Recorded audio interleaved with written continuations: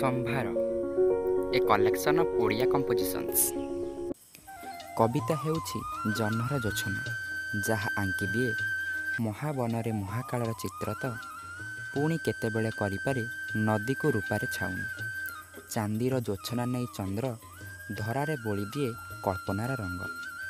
ସେହିପରି କବି ତା ସୃଜନୀର ଇନ୍ଦ୍ରଧନୁରେ କେତେବେଳେ ନିର୍ଜୀବକୁ ଦେଇଦିଏ ସାତ ରଙ୍ଗର ଜୀବନ ତ ପୁଣି କେତେବେଳେ ପ୍ରକୃତିକୁ ନାୟିକା କରି ହଜିଯାଏ ତା ତାରୁଣ୍ୟରେ।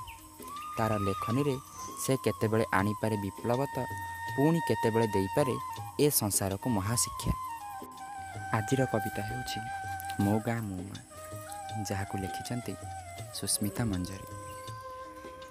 ମୁକ୍ତା ପରି ଦିଶେ ଦେହେ ତା ବିନ୍ଦୁ ତୁଷାର, ସିଏ ଧାତ୍ରୀ ଜନନୀ ଓ ଜନ୍ମଭୂମି ମୋର। ପିଲାଙ୍କୁ ଖେଳାଏ କୋଳେ ହେଲେ ସେ ଅଚଳା, ସ୍ନେହମୟୀ ଜନ୍ମଭୂମି ନୁହେଁ ସେ ଦୁର୍ବଳା।